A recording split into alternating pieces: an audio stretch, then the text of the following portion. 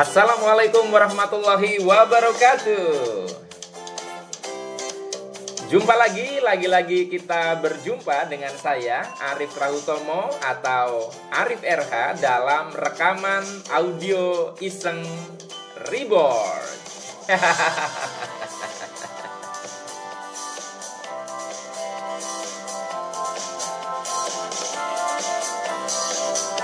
Ya, teman-teman semua, dalam kesempatan kali ini tema yang akan saya bahas judulnya adalah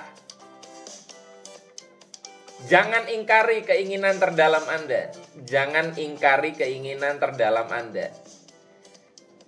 Ketika saya membicarakan keinginan yang terdalam, ini adalah sesuatu yang sangat abstrak dan setiap orang tentunya akan berbeda-beda.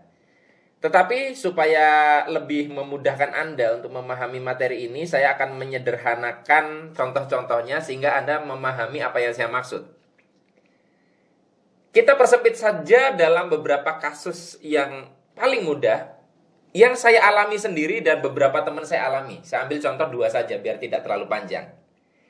Jadi ada seorang teman saya yang sebetulnya itu sejak dulu sangat ngidam banget pengen punya iPhone yang termasuk yang paling tinggi di level jajaran keluaran iPhone lah gitu loh. Masih ada yang lebih tinggi tapi itu sudah termasuk sangat tinggi kayak gitu.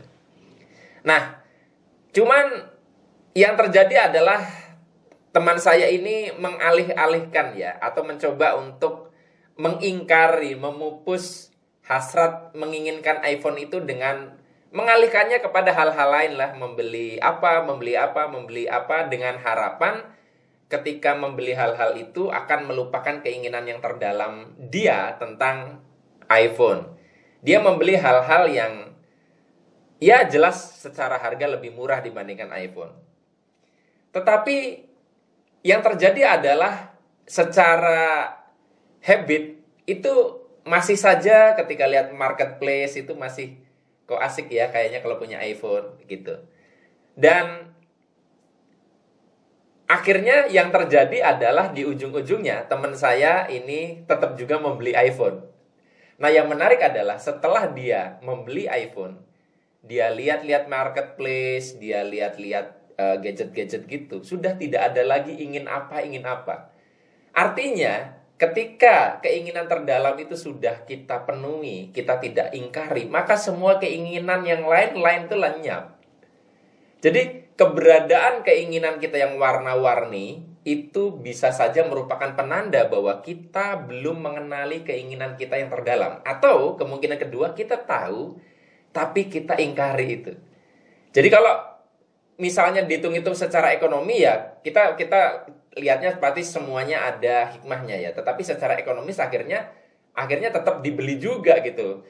Pengeluarannya tambah banyak kalau kita bicara tentang nominalnya, meskipun pasti ada hikmahnya di balik itu. Nah, yang mengalami itu bukan hanya teman saya, tapi juga saya. Saya itu waktu pas keluaran pertama Samsung Galaxy Note 10 Plus, waktu itu ya, belum keluar Samsung Note Ultra dan sebagainya yang belakangan. Itu saya pengen banget itu dengan handphone itu, apalagi yang 500 GB. Cuman waktu itu saya mencoba untuk mengalih-alihkannya kepada yang lain. Akhirnya apa? Saya beli Xiaomi yang harga 4 juta, beli 2 sekaligus. Terus beli apa lagi ya. Sampai saya beli LG flagshipnya yang harganya jauh di bawah itu. Itu harganya sekitar 10 juta, saya beli. Tapi sama fenomenanya, setiap saya melihat review, saya melihat YouTube, saya masih kok asik ya kayaknya punya Samsung Galaxy Note. Dan setelah saya mengeluarkan banyak macam-macam untuk mengalihkan, mengingkari keinginan terdalam saya, ujung-ujungnya apa? Akhirnya saya tetap membelanjakan sekitar 18 juta untuk membeli juga Samsung Galaxy Note. Akhirnya kalau dihitung-hitung lebih banyak. Nah, setelah barang itu saya beli, maka keinginan saya terhadap yang lain-lain itu lebih rasional, tidak emosional. Artinya ya tidak seperti waktu yang sebelumnya kok pengen banget gitu. Nah, teman-teman, dari 2 contoh sederhana ini, maka cermati apabila di dalam diri Anda banyak sekali keinginan yang menggaduhkan diri Anda, maka bisa jadi Anda Itu adalah sebuah penanda Anda perlu mengenali keinginan terdalam Anda.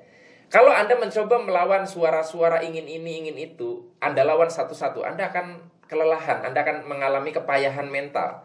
Yang perlu Anda lakukan untuk membungkam atau melenyapkan suara-suara gaduh itu, ingin ini, ingin itu, adalah mengenali suara terdalam Anda, keinginan terdalam Anda. Kalau tadi kan saya contohkan dalam hal gadget, dalam hal-hal yang lain juga begitu. Saya sering dapat curhatan orang-orang yang dia sebetulnya sangat menginginkan untuk menyatakan cinta kepada seseorang. Kita tidak bicara tentang harus menikah dengan orang itu. Dia pendam saja, udahlah kayaknya sih nggak bakalan dia mau gitu loh. Nah, dia akhirnya mengingkari itu. Akhirnya apa yang terjadi adalah dia sudah menikah, tetap masih menginginkan orang itu. Setidaknya masih ada di dalam angan-angan. Masih dalam gambaran ideal. Kalau sudah ngomong ditolak kan selesai. Tapi karena itu masih belum selesai ceritanya, dia masih berharap-harap kayaknya kalau aku dulu ngomong kayaknya dia mau loh. Ini banyak loh yang terjadi. Nah teman-teman, orang itu kadang suka lari dari suara terdalam dirinya sendiri. Apa yang dia ingin cari di dalam hidup. Di balik Anda mengupayakan kecukupan finansial, di balik Anda menikah, di balik Anda melakukan sebuah proses studi formal dengan biaya mahal sampai setinggi S2, S3, tapi masih juga kayak ada yang kurang, maka cermatilah, pasti Anda dalam upaya-upaya itu Anda belum menemukan keinginan Anda yang terdalam. Saat Anda sudah mengenali keinginan Anda yang terdalam, maka keinginan-keinginan yang menggaduhkan di dalam diri Anda akan mulai mereda, bahkan melenyap. Dan bukan hanya itu, ketika keinginan terdalam Anda pahami, bahkan kalau misalnya Anda mampu Anda penuhi, maka yang Anda akan dapatkan bukan hanya hal itu, tetapi juga rasa damai di dalam diri Anda. Selamat merenungkan apa keinginan terdalam Anda dalam hidup. Sampai ketemu lagi dalam rekaman audio Iseng Reborn yang selanjutnya. Saya akhiri, billahi taufik wal hidayah. Wassalamualaikum warahmatullahi wabarakatuh. See you.